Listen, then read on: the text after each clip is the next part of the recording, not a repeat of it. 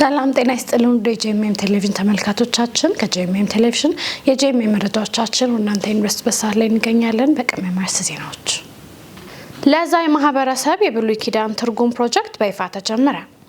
የልጆችና ወጣቶች አገልጋዮች ስልጠና በሰሜን ምዕራብ ኢትዮጵያ በጎንደር ተሰጠ። በጉለሌ መሰረተ ክርስቶስ ቤተክርስቲያን የጋብቻ ኪዳንን የማደስና የትውልድ ቅብብሎች ልዩ በዓል በደመቀ ሁኔታ ተከበረ። ከውጭ በስዊዘርላንድ የወንጌላውያን መሪዎች የሃይማኖት ምልክቶች እገዳን በፍርድ ቤት ተቃወሙ። ከመረጃዎቹ ጋር ንሱና ያሰብራችሁ ቆይታ አድርጋለሁኝ። አብራችሁኑ ነው። ለዛይ ማህበረሰብ የብሉይ ኪዳን ትርጉም ፕሮጀክት በይፋ ተጀምሯል። በባቱ አካባቢ ለሚኖረው የዛይ ማህበረሰብ የብሉይ ኪዳን መጽሐፍ ቅዱስ ወደ አፍ መፍቻ ቋንቋቸው ለመተርጎም የታሰበ ፕሮጀክት በይፋ ተጀምሯል። ፕሮጀክቱ ለማህበረሰቡ ታሪካዊ እርምጃ እንደሆነ ሲገለጽ ለብዙ ዓመታት በጸሎት ሲጠበቅ የነበረ ምኞት እውን መሆኑን ተሳታፊዎች ገልጸዋል። ፕሮጀክቱ የተጀመረው በዊክሊፍ ኢትዮጵያ የመጽሐፍ ቅዱስ ትርጉም ስራ ማህበርና በባቱና አካባቢው ወንጌላውያን ቤተክርስቲያናት ህብረት መካከል በተፈረመ የመግባቢያ ስምምነት ነው። አጋርነቱ የመጽሐፍ ቅዱስ ትርጉም ልምድንና ክህሎትን ከአካባቢው ቤተክርስቲያናት ትብብር ጋር በማጣመር ስራውን ለማስፋፋት ያለመ መሆኑም ተገልጿል። በመክፈቻ ስነ ስርዓቱ የዊክሊፍ ኢትዮጵያ የመጽሐፍ ቅዱስ ትርጉም ስራ ዳይሬክተር ዶክተር ጌታቸው ዮሐንስ እንኳን ደህና መጣችሁ በማለት ፕሮግራሙን ከፍተው የፕሮጀክቱን ዓላማ ሲያብራሩ የኛ ዋና ተልዕኮ እያንዳንዱ ማህበረሰብ የእግዚአብሔርን ቃል በሚረዳውና በገዛ ቋንቋው እንዲያገኝ ማድረግ ነው ብለዋል። በስነ ስርዓቱ ላይ የባቱና አካባቢው የቤተክርስቲያናት ህብረት በመወከል ፓስተር ያዕቆብ አሻም የተገኙ ሲሆን የኮልፌ ቃላዊት ቤተክርስቲያን መጋቢ ፓስተር መስፍን ሙሉጌታ በመሪነት ፕሮጀክቱን ለእግዚአብሔር አደራ የመስጠት ጸሎት ስነ ስርዓት ተካሂዷል። የፕሮጀክቱ በይፋ መጀመርን ተከትሎ አስተባባሪዎችና የቤተክርስቲያን መሪዎች በመላው ኢትዮጵያ የሚገኙ አማኞች የትርጉም ቡድኑን በጸሎት እንዲደግፉ ጥሪ ቀርቧል። በዚህም መሰረት ፕሮጀክቱ የዛይ ማህበረሰብ የእግዚአብሔርን ቃል በራሳቸው ቋንቋ እንዲያነቡና እንዲረዱ ጉልህ አስተዋጽኦ ይኖረዋል ተብሎ ይጠበቃል። የልጆችና ወጣቶች አገልጋዮች ስልጠና በሰሜን ምዕራብ ኢትዮጵያ በጎንደር ተሰጥቷል። የአብስራ ሳሙኤል ዝርዝር አላት።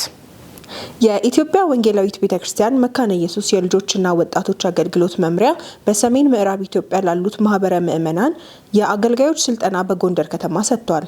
ስልጠናው ሁለንተናዊ እድገት ለልጆችና ወጣቶቻችን በሚል ርዕስ ልጆች እና ወጣቶች በሁለንተናዊ መልኩ ቀርጾ ማሳደግ ላይ ትኩረት ያደረገ ሲሆን በሰሜን ምዕራብ ኢትዮጵያ በጎንደርና አካባቢው ካሉት ማህበረ ምእመናን የተወጣጡ የልጆችና ወጣቶች አገልጋዮች፣ ቄሶችና ወንጌላውያን ተሳትፈዋል። በስልጠናው ለተሳተፉት ሰልጣኞች ለልጆችና ወጣቶች አገልግሎት የሚጠቅሙ ታቅዶ እየተሰራበት ላለው ቤተ መጻሕፍትን በእያንዳንዱ ማህበረ ምእመናን የማስጀመር ራዕይ የሚረዱ የልጆች መጽሐፍ ቅዱሶች፣ የወጣቶች ማስተማሪያ መጽሐፍቶችና ለቤተ ክርስቲያን ስነ መለኮታዊ አስተምህሮ የሚረዱ የተለያዩ መጽሐፍቶች በመምሪያው በኩል በድጋፍ መልክ ተለግሷል። ስልጠናውን የሰጡት የቤተ ክርስቲያኒቱ የልጆችና ወጣቶች አገልግሎት ዳይሬክተር ቄስ ወንድማገኝ ኡዴሳ የተለያዩ መንፈሳዊ መጽሐፍትን ለቤተ ክርስቲያኒቱ ድጋፍ ያደረጉትን ተቋማት አመስግነው ተመሳሳይ ስልጠናዎችንም ከሲኖዶሶች ጋር በመተባበር በተቀሩት ሲኖዶሶችም እንደሚቀጥል ገልጸዋል። የሰሜን ምዕራብ ኢትዮጵያ ማስተባበሪያ ቢሮ ተወካይ ቄስ ዘውዱ ዱባለ ስልጠናው የልጆችና ወጣቶችን አገልግሎት ጊዜ በሚፈልግ መልኩ ለማሳደግ አስፈላጊና ወቅቱን የጠበቀ መሆኑን ገልጸው ሰልጣኞች በወሰዱት ስልጠና መሰረት ወደ ተግባር መቀየር እንዳለባቸው አጽንኦት ሰጥተው መልእክት አስተላልፈዋል። መረጃው የቤተክርስቲያኒቱ የልጆችና ወጣቶች አገልግሎት መምሪያ ነው። በጉለሌ መሰረተ ክርስቶስ ቤተክርስቲያን የጋብቻ ኪዳንን የማደስና የትውልድ ቅብብሎች ልዩ በዓል በደመቀ ሁኔታ ተከብሯል። ዝርዝሩን ጸጋ ይብዛህ ኢሳያስ እንደዚህ ያቀርበዋል። በጉለሌ አዲስ አበባ መሰረተ ክርስቶስ ቤተክርስቲያን የጋብቻ ኪዳንን ማደስና ማጠናከርን ዋና ዓላማው ያደረገ ልዩ የጋብቻ ቀን ፕሮግራም ሰው ብቻውን ይሆን ዘንድ መልካም አይደለም ዘፍጥረት ምዕራፍ 2 ቁጥር 18 በሚለው ቅዱስ ቃል መርህነት ለሁለተኛ ዙር በታላቅ ድምቀት ተከብሮ ውሏል። ዕለቱ በመክፈቻ ጸሎት የተጀመረ ሲሆን የቤተክርስቲያኗ መሪ ጉባኤ ሰብሳቢ ወንድም መርዕድ ሙልጌታ ደግሞ እንኳን ደህና መጣችሁ በማለት መልእክታቸውን አስተላልፈው አገልግሎቱን በገንዘባቸውም ሆነ በጉልበታቸው ለደገፉ ቅዱሳን ሁሉ ልባዊ ምስጋናቸውን አቅርበዋል። ዕለቱም በዝማሬና በእግዚአብሔር ቃል መጋቢ ገዛኸኝ ሙሴ አገልግለዋል። በመቀጠል የቤተ ክርስቲያኗ መጋቢ አለማየሁ ተሻለ ባስተላለፉት መልእክት ጋብቻ በሁሉም ዘንድ ይከበር ዕብራውያን ምዕራፍ 13 ቁጥር 4 የሚለውን የመጽሐፍ ቅዱስ ቃል በመጥቀስ ወቅታዊ ተግዳሮቶችን መቋቋም የሚያስችልና ትዳርን የሚያጸና በጸሎትና በቃሉ የታነጸ ፕሮግራም ማዘጋጀት አስፈላጊ መሆኑን ገልጸዋል። በዋናነት ከዚህ በፊት የጋብቻ ስልጠናዎች በቤተ ክርስቲያን ይሰጡ ነበር። ከሱ ባሻገር ደግሞ ከጋብቻ ስልጠናዎች ባሻገር በተጋቢዎች መካከል ውይይቶች፣ አውደ ጥናቶች ይደረጉ ነበር። ነገር ግን ማስተማር ብቻውን የጋብቻ ስልጠና መስጠት ብቻውን ትዳርን ስለማያጸናው በተለይ ደግሞ አሁን ባለንበት ተግዳሮት በበዛበት ዘመን ወለድ ተግዳሮትን ለመቋቋም ቤተክርስቲያናችን ይህንን ፕሮግራም አዘጋጅታለች። በተለይ የጋብቻ ክብረ በዓል ተጋቢዎችን ማዕከል ያደረገ ሆኖ ዕብራውያን 13 ቁጥር 4 ላይ በአዲሱ መደበኛ ትርጉም ጋብቻ በሁሉም ዘንድ ይከበር ይላል። ስለዚህ ይህንን የጋብቻ ክብረ በዓል ሁላችንም እዚህ ያለን ባለትዳሮች፣ ያላገቡ ወገኖች በአንድ ላይ ሆነን የእግዚአብሔር አጀንዳ የሆነውን ትዳር ለማክበር ይህን ፕሮግራም አዘጋጅተናል።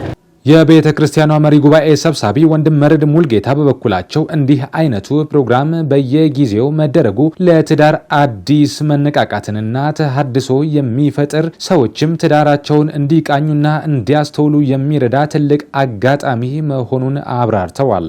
የፕሮግራማችን ደግሞ ዋናው ዓላማ ያው እግዚአብሔር የትዳር ጀማሪ እግዚአብሔር ስለሆነ መጽሐፍ ቅዱስ ሲናገር በዘፍጥረት 2:18 ላይ እግዚአብሔር ሰው ብቻውን ይሆን ዘንድ መልካም አይደለም፣ የምትመቸው ረዳት እንፍጠርለት ብሎ ያሰበው መጀመሪያ ራሱ እግዚአብሔር ስለሆነ ይሄ ራሱ እግዚአብሔር የመሰረተውን ተቋም እንደገና እግዚአብሔር እንደመሰረተው በእግዚአብሔር የተመሰረተ እንደሆነ ሕዝባችንን ያው ማሳሰብ ተገቢም ስለሆነ ለራሳችንም እንድናሳስብና የእግዚአብሔር የመሰረተውን ተቋም ደግሞ እንደ እግዚአብሔር ሐሳብ ይዘን መቀጠል እንድንችል ሕዝባችንም የማነቃቃት እንደገና የተሐድሶም ስራ በተጋቡትም ባለትዳሮቻችንም ላይ የተሐድሶንም ስራ እግዚአብሔር እንዲሰራ ስለምናምን ይህንን ፕሮግራም አዘጋጅተናል። ስለዚህ ፕሮግራም ባለፈው የዛሬ 2 ዓመት የተደረገ ፕሮግራም እንደነበረ እናስታውሳለን። በዛ ፕሮግራም ላይ እግዚአብሔር ትልልቅ ስራዎችን ሰርቶ እንዳለፈ የቅርብ ጊዜ ትዝታችን ነው። አሁንም ደግሞ በዚህ ቀን ይህንን ፕሮግራም ሲደረግ ብዙ ትልልቅ ስራዎች እየተሰሩበት እንደሆነ አይቻለሁኝ።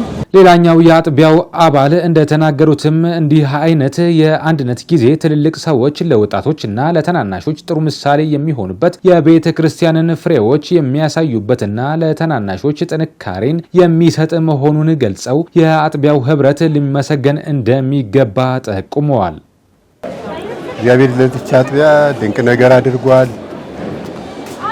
እኛን ባርኳል፣ ልጆቻችንን ባርኳል፣ የልጅ ልጆቻችንን ባርኳል። በዚህ ሁሉ እግዚአብሔር እናመሰግናለን።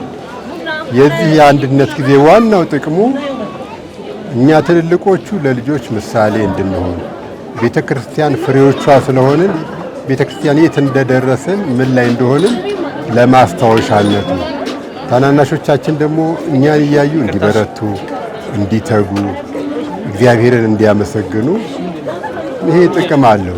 በዕለቱ አስተማሪ ከሆኑ ኩነቶች መካከል በግንባር ቀደምትነት የሚጠቀሰው የትውልድ ቅብብሎች ስነ ስርዓት ሲሆን በ2018 ዓ.ም ጋብቻቸውን በአጥቢያይቱ የፈጸሙ አዲስ ጀማሪ ጥንዶችና ከ40 ዓመት በላይ በትዳር የቆዩ ጥንዶች ወደ መድረክ በመውጣት ከ40 ዓመት በላይ በትዳር የጸኑት ጥንዶች ለአዳዲሶቹ ተጋቢዎች ልዩ ካባ አልብሰዋቸዋል። በተጨማሪም በዕለቱ ከ1 ዓመት እስከ 65 ዓመታት በጋብቻ ውስጥ ለቆዩ በርካታ አባላት የእውቅና ሰርተፍኬት የተበረከተ ሲሆን በጋብቻ ውስጥ የሚስተዋሉ ስኬቶችና መሰናክሎችን የተመለከቱ ቃለ መጠይቆች፣ በወጣቶች የቀረበ አዝናኝና አስተማሪ ድራማ፣ ማዕድ በጋራ የመቁረስና የፎቶ ስነ ስርዓት ተካሂዶ ፕሮግራሙ በታላቅ ደስታና በበረከት ተጠናቋል። ለጂኤምኤም ለተጠናቀረው ዘገባ ጸጋይ ብዛ ኢሳያስ ነኝ።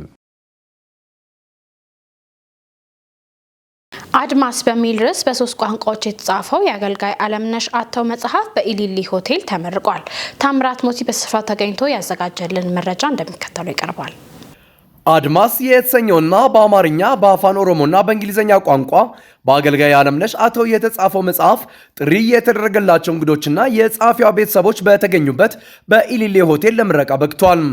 ዝግጅቱም በጸሎትና በዘማሪ ያዕቆብ እሸቴ የዝማሬ አገልግሎት ጅማሮን በማድረግ በጋሽ መኮንን አተው የእንኳን ደስ አለንና ደህና መጣችሁ መልእክትም ተላልፈዋል። በነቢይ ብሩክ በቀረበው የቃል እግዚአብሔር መልእክት የኢየሱስ ክርስቶስ ከዘላለም እስከ ዘላለም ሕያውነትን በመግለጽ ሰው ሁሉ ፊቱን ወደ ክርስቶስ እንዲመልስ የእግዚአብሔርን ቃል ጠቅሶ መልእክቱን አስተላልፈዋል።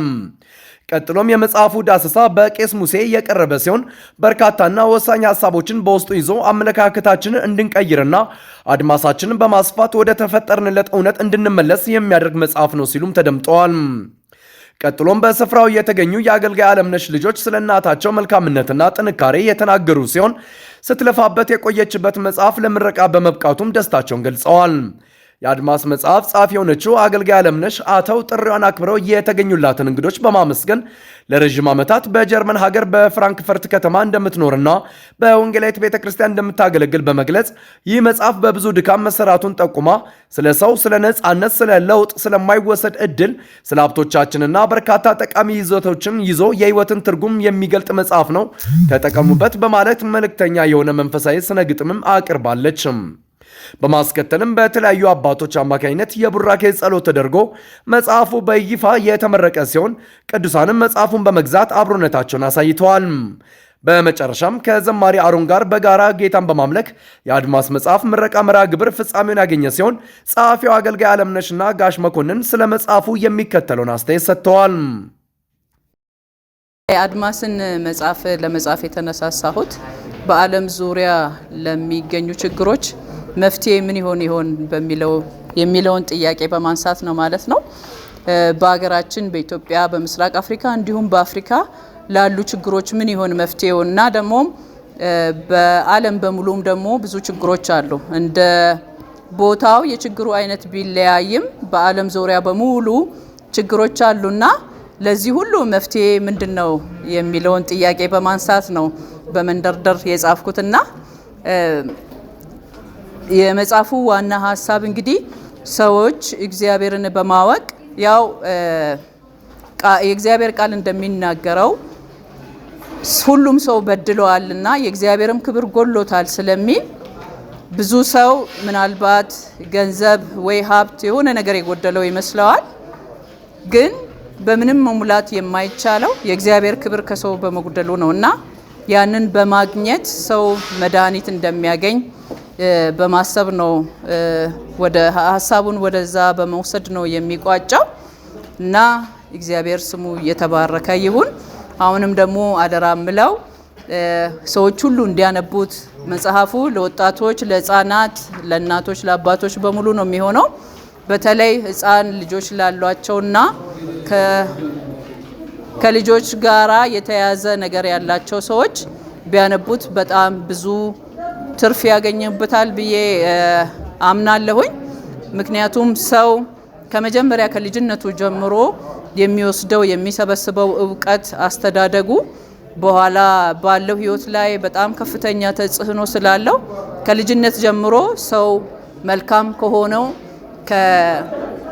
ከመልካም የዕውቀት ምንጭ ዕውቀትን ካገኘ መልካም ህይወት መምራት ይችላል እና በተለይ ደግሞ ለወጣቶች ለታዳጊዎች ዓላማ መኖሩ በጣም አስፈላጊ መሆኑን ይገልጻል። የዓላማን ጥቅሞች እንዲሁም ደግሞ ዓላማን ለማከናወን የሚያስፈልጉ ነገሮች አሉ እንደ መታገስ እና እምነት የመሳሰሉ ነገሮች ያስፈልጋሉ ሰው ዓላማውን ለመፈጸም እና ብዙ ነጥቦች አሉ በመጽሐፉ ውስጥ። ያው አንብቦ እንዲባረኩበት እጋብዛለሁኝ። እግዚአብሔር የተመሰገነ ይሁን። ለዛሬ ቀን በመድረሳችን በጣም ደስ ብሎናል። ሌሎችም ሁላችሁም ይሄ መጽሐፍ ገዝታችሁ አንብባችሁ ብዙ ትምህርት ከውስጡ እንደምታገኙ ብዙ ተስፋ አለን። እግዚአብሔር የተመሰገነ ይሁን። ለዚህ ሁሉ ላበቃን ጌታ ክብር ምስጋና ይድረሰው። ሁላችሁም የዚህ መጽሐፍ ተጋባዥ እንድትሆኑ ከልብ እጋብዛችኋለሁ። ጌታ ይባርካችሁ። አመሰግናለሁ። የጄኤምኤም መረጃዎቻችን እንደቀጠሉ ናቸው። አሁን ደግሞ ከውጭ ላገኘናቸው መረጃዎች እናልፋለን። በስዊዘርላንድ የወንጌላውያን መሪዎች የሃይማኖት ምልክቶች እገዳን በፍርድ ቤት ተቃወሙ። በስዊዘርላንድ የጄኔቫ ካንቶን የህግ አውጪዎችና የማዘጋጃ ቤት ምክር ቤት አባላት የሚታዩ የሃይማኖት ምልክቶችን እንዳይለብሱ የሚከለክለውን አዲስ ህግ በመቃወም 3 የወንጌላውያን መሪዎች ወደ ፍርድ ቤት አቤቱታ አቅርበዋል። የስዊዝ ወንጌላውያን ህብረት እገዳው መሰረታዊ የሃይማኖት ነጻነትን የሚገድብ እንደሆነ በመግለጽ በዲሞክራሲያዊ ስርዓት ውስጥ ዜጎች እምነታቸውን በግልጽ የሚያሳዩ ተወካዮችን የመምረጥ መብታቸው ሊጠበቅ እንደሚገባ አሳስቧል። ጉዳዩ በጄኔቫ የህገ መንግስት ፍርድ ቤት እየታየ ሲሆን የሚሰጠው ውሳኔ በሌሎች የስዊዘርላንድ ካንቶኖች ተመሳሳይ ህጎች ላይ ተጽዕኖ ሊያሳድር እንደሚችልም ተገልጿል። ዘገባው የክርስቲያን ዴይሊ ኒውስ ነው። በመጨረሻም በፈረንሳይ ወንጌላውያን በሐኪም እገዛ ህይወትን የማስቆም ህግ ተጋላጭ ዜጎችን ለጫና ሊዳርግ እንደሚችል አስጠነቀቁ። የፈረንሳይ ብሔራዊ የወንጌላውያን ምክር ቤት CNEF የፈረንሳይ ብሔራዊ ምክር ቤት ያጸደቀው በሐኪም እገዛ ህይወትን የማስቆም ህግ በከባድ ህመም ላይ ያሉና ተጋላጭ ዜጎች ላይ የስነ ልቦና ጫና ሊፈጥር እንደሚችል በመግለጽ ከፍተኛ ስጋቱን አሳውቋል። CNEF በመግለጫው የሰው ህይወት ከመጀመሪያው እስከ ተፈጥሯዊ ፍጻሜው ድረስ የማይነጣጠል ክብር እንዳለው በማስታወስ ህጉ በተጋላጭ ሰዎች ላይ ራሳቸውን እንደ ሸክም እንዲያዩ የሚያደርግ ግፊት ሊፈጥር እንደሚችል ገልጿል። ተቋሙ በተጨማሪም የህክምና ማስታገሻ ወይም ፓሊያቲቭ ኬር አገልግሎቶችን ማስፋፋት፣ የጤና ባለሙያዎች የህሊና ነጻነታቸውን በህግ መጠበቅና ቤተክርስቲያናት ተጋላጭ ወገኖችን በተግባራዊ ድጋፍ እንዲያግዙ ጥሪ አቅርበዋል።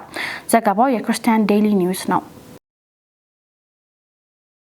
መረጃዎቻችንን ከማጠቃለላችን በፊት ዜናዎቹን አነሳችሁ። ለዛይ ማህበረሰብ የብሉይ ኪዳን ትርጉም ፕሮጀክት በይፋ ተጀመረ። የልጆችና ወጣቶች አገልጋዮች ስልጠና በሰሜን ምዕራብ ኢትዮጵያ በጎንደር ተሰጠ። በጉለሌ መሰረተ ክርስቶስ ቤተክርስቲያን የጋብቻ ኪዳንን የማደስና የትውልድ ቅብብሎች ልዩ በዓል በደመቀ ሁኔታ ተከበረ። ከውጭ በስዊዘርላንድ የወንጌላውያን መሪዎች የሃይማኖት ምልክቶች እገዳን በፍርድ ቤት ተቃወሙ። ለዛሬ የነበሩን የጄኤምኤም መረጃዎቻችን ይህን ይመስሉ ነበር። እኔ ሱስና ያሱ መረጃዎችን ወደ እናንተ ያደረስኩኝ አብራችሁ ቆይታ አደረኩኝ። መረጃዎችን ያዘጋጁላችሁ ደግሞ ዳንኤል አንተነህና ነጻነት ተቆማ ነበሩ። ከቀሪ የጄኤምኤም ቴሌቪዥን ፕሮግራሞቻችን ጋር መልካም ቆይታ